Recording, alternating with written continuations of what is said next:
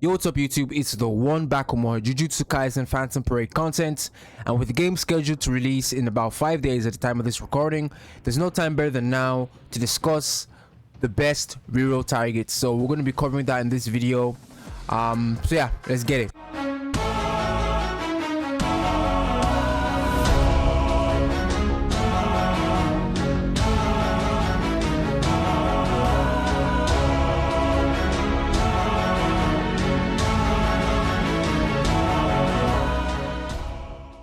It's not only SSR characters that, do great in this game in terms of damage. As lower rarity characters like Yaga and Nanami, who provide massive buffs to the team, or other characters, for example, or even rare characters like Kaito or Inumaki. There's other lower rarity units that will also provide their utility, and you will be able to get value out of them. So don't just think that, oh, SSR, so it's good, and SRs are all the SRs and all the rares are bad, pretty much, because a lot of people have this mindset in these type of gacha games that anything that's not the highest rarity, anything that's not SSR is trash, but that's not true in this game.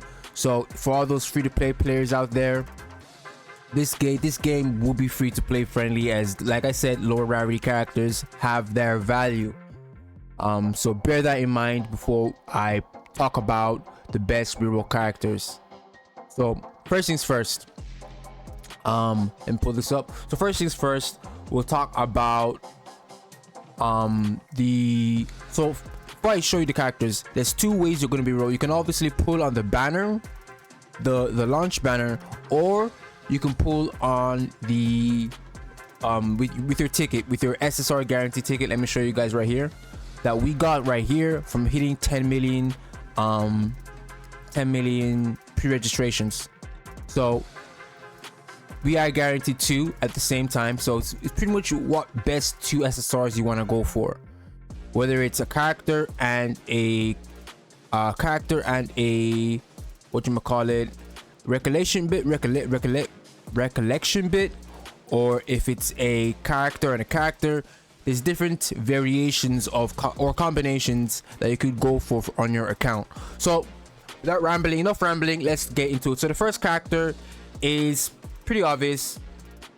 It is the boy Satoru Gojo, the goat Satoru Gojo.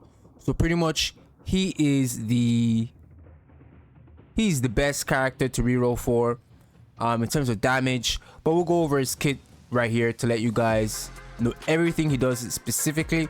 So here you see his animation right there. This looks really cool, man. All right, so his role is attacker, and he has a balanced play style. So he's not too heavily on offense and defense. He's very balanced, and his affiliation is Tokyo Jujutsu High School Teacher. So here we have his stats. I'm not 100% sure if these should be max, but there we have his stats: 338 physical technique, 338 curse technique, 30 initial curse energy, 120 max cursed energy, 973 ultimate skill gauge. And his characteristics is, it says, leaves the field after 7 turns, and when black flash is performed, increases own critical hit rate for 2 turns, right? And his kit right here, so his skill 1 is called Take a Look. So, and all these will be at level 1, they won't be at max level 10. I mean, I guess I should look at them at the max level, to be fair. So yeah, I'll look at them at the max level. So his first skill 1, Take a Look, deals 457.7% Jujutsu damage to the selected enemy, so it's single target. His skill 2 is I'm Gonna Show Off a Little. At level 10, it deals 333.2% taijutsu damage to selected enemy, so this is once again single target. Skill 3, it's Getting Fun. At max level, it increases own damage by 124.5%. And for 3 turns, so this basically buffs himself. So he buffs himself with his skill 3. His ultimate curse technique, Reversal Red, at max level deals 1048 Jujutsu damage to all enemies. So this is the AoE. So his ultimate is AoE. And what I know or tend to see in these type of gacha games, because I've played hundreds upon hundreds of them, guys, is in the early games of these type of gacha games, especially anime gacha games, characters that have good AoE damage are very, very valuable, as you're able to farm faster, you know, clear out, you know, mob characters. So like, this is really nice. So this is really nice. If he only had single target, it would have been okay, but now that he is AoE damage, this is really, really good. So there you have that. Then his combo ultimate effect increases his own and combo allies break damage by 8% for 2 turns and deals 944% Jujutsu damage to all enemies. And it says, note the percentages for the combo effect can be increased with dupes. A detailed view of what dupes do for each character will be added in the future for this website I'm using, by the way. So here we have his auto skills. So his first one is urgent business. At the start of the battle, grants urgent business status to self for 7 turns. And what urgent business status does is, once urgent business status expires, leaves the field. Okay, so yeah, pretty much this basically is that he's gonna just leave the field after 7 turns. That's basically what that means, if you guys are confused about that. Next is limitless technique. At the start of battle, grants attack immunity to self, and that's that there. That's Satoru Gojo. So he is obviously a fan favorite in the anime, manga. So many people, if not everyone, will be rerolling for a Gojo, at least one copy of Gojo on their account. So next we'll talk about, so that's Gojo out of the way. So next we'll talk about, who's this? Nobara. So there's only 2 characters on this list of who to reroll for, which is Nobara and Gojo. So we talked about Gojo, now we'll talk about Nobara. So Nobara, lots of people, she's also another fan favorite because people are gooners, so people like her, she's their waifu or whatever. So people are going to reroll for Nobara as well. Even many people in my community are going to go for her. So real quick, so her role is attacker, focus Jujutsu, an affiliation year 1 Tokyo Jujutsu High. And we have her stats here: 638 HP, 180 physical technique, 281 curse technique, 30 initial curse energy, max curse energy 85, ultimate skill gauge 1168. Her characteristic is she's able to attack souls, but when attacking the same enemy multiple times, she increases her own damage. So this will be good for bosses, but this won't be good for like weak mob characters that like would die in one hit. So this is going to be fairly good for when you're fighting bosses or whatever, that anyone that has a lot of HP and you want to wear them down, this is going to do really nice. So basically for prolonged battles, she's going to do great, but for, you know, short battles, she won't do as great, but still great though. So her kit, her skill 1 at max level is called Nail Tossing, and it deals 148.5% range Jujutsu damage to the selected enemy 3 hits and increases the selected enemy's nail count by 3 for 3 turns. Her skill 2 is called I'll Just Exercise You, increases own Jujutsu damage by 55.7% for 4 turns.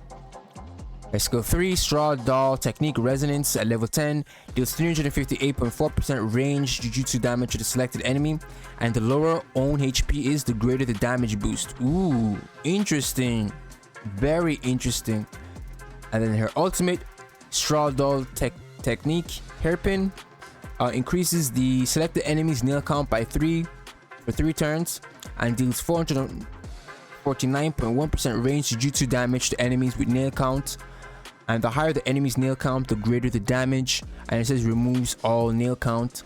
Then her combo ultimate effect fills own and combo allies ultimate skill gauge by 96, and and deals 31.4% range Jujutsu damage to all enemies targeted by own ultimate skill. My auto skills, stay true to myself. At the start of the battle, increases own critical hit rate by 10%. So pretty much what I'm getting at is these auto skills are basically passives. Yeah, pretty much. So yeah, Nobara is really nice. She's a really nice kid. Out of the launch characters, her and Gojo, like I said, are the two characters that you want to aim for. Nobara and Gojo. So before, real quick, let me pop in here. So it's also important to note that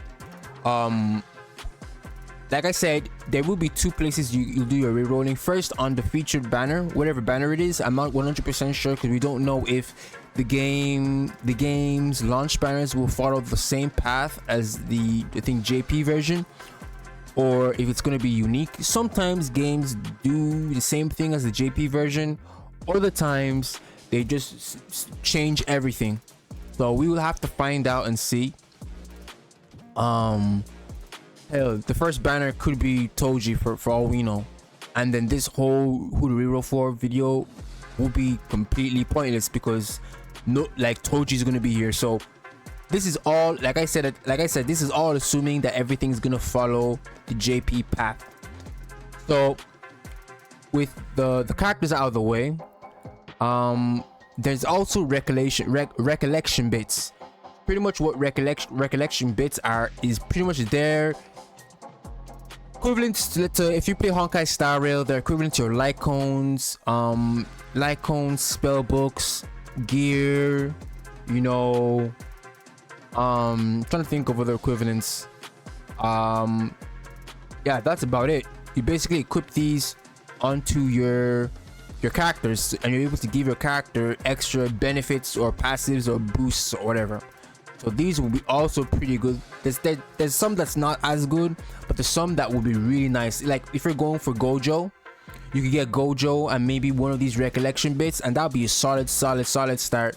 And then from there, you can just use whatever SR unit or rare unit, like I said, because they're good as well, and just save into, we get Toji or Megumi, as they're two really good characters that you want to save for. Like I'll be saving my pulls. Like once I do my initial reroll, I'll be saving my pulls for Toji because he is really good. Toji, or sorry, I forgot his name. Toji and Yuta. Sorry, Yuta will be when Yuta drops. He's a must summon. So save for Yuta because I think he drops first. Then later on, Toji drops, and also Megumi drops. But who knows? Like I said, they could change the course of things. But yeah, with recollection bits, they're actually good as well. I have a couple here that you guys should keep an eye out on, so we'll go over them quickly before we end off the video. So the first one here is non-standard. This one here, HP 13.30%. Okay, and gives you it also gives you 39.90% curse technique. So effects here: when ultimate skill is activated, increases own Jujutsu damage by 80% for one turn, one time. Cooldown 6 turns. The next effect is when okay, so that's basically the effect. So there's only one effect, but based on the amount of dupes in it or the amount of limit breaks you get on it, you will be able to increase this. So like here, at limit break 3, I don't know why it says 3 here, but yeah, I'll just say, but at the next limit break, it says that when ultimate skill gauge is activated, increases own Jujutsu damage by 85%. So as you guys can see, after the limit break, there's a 5% increase in the damage boost. And then here, and then another limit break at the start of each wave, fills own ultimate skill gauge by 200%. So yeah, so I'm not sure if this is limit break 1, then limit break 2, limit break 3, but yeah, it's pretty much the effects are going to change, or you're going to get more effects or increased effects based on the amount of limit breaks you have. I'm not 100% sure, but that's what I'm getting at from looking at this. Correct me in the comments if I'm wrong, but yeah, that's the effects of this right here. So this one is non-standard, very good for a DPS, character. All right, so the next recollection bit is adults time. So pretty much this one gives you 20.59% HP, 21.92% physical technique, and 29.95% curse technique. So this should be really good for a balanced character since it gives stats and everything. The effects: when command skill or ultimate skill is activated, increases own damage dealt by 70%.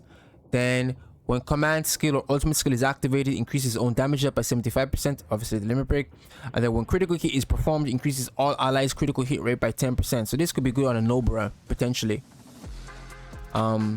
Yeah, that is adult time. We're just going over the rest of these quick. I don't want this video to be too long. We also have Nameless Youth.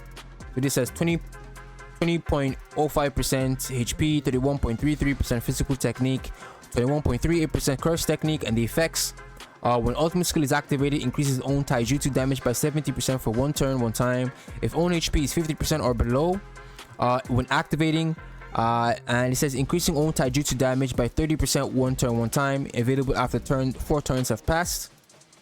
Then it says limit break 3: when ultimate skill is activated, increases own taijutsu damage by 75% 1 turn 1 time, and if own HP is 50% or below. So basically that's just a 5% boost from the last one. And it says here, at the start of battle, grants revival status to self 1 time. So this is really good. It gives you a revival.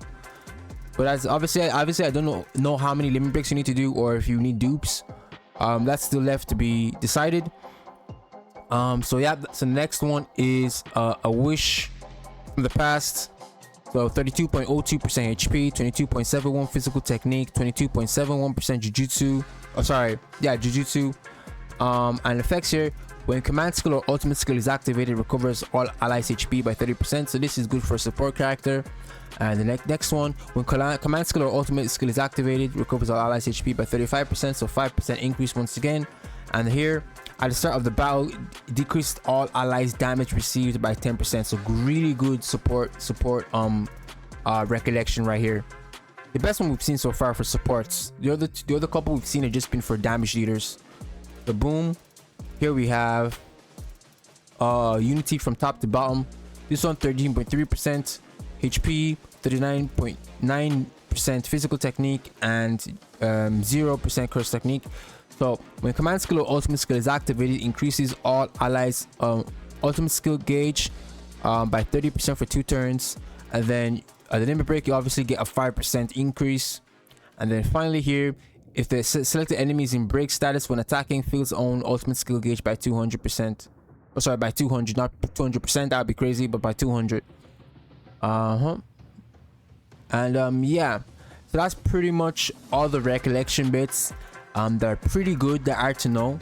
And also we covered the 2 characters, Nobara and Gojo. So they're the 2 characters. So hopefully this video helped you out if you were like me, and you weren't too in tune with the JP version or what was going on with that, so you weren't sure who to actually go for, what would be a good account, who do you want to start off your account with. So this video should have helped you out. Hopefully it did. There is more videos to come, and I will give a specific detailed reroll guide and the fastest and most efficient way on how to do it. I'll start recording that video today, and I'll probably drop it a day before the release, so stay tuned for that. And let me know any other Jujutsu Kaisen Phantom Parade videos you guys want to see, and I'll make them to prepare you for the launch on the 7th of November. I'm excited to play this game, guys. Will be a great side game on the channel, great IP. It's going to be a lot of fun. So yeah, if you enjoyed, make sure to leave a like, subscribe for more content. Join the Discord, Lions Pride, link in the description. And until next time, take care and peace.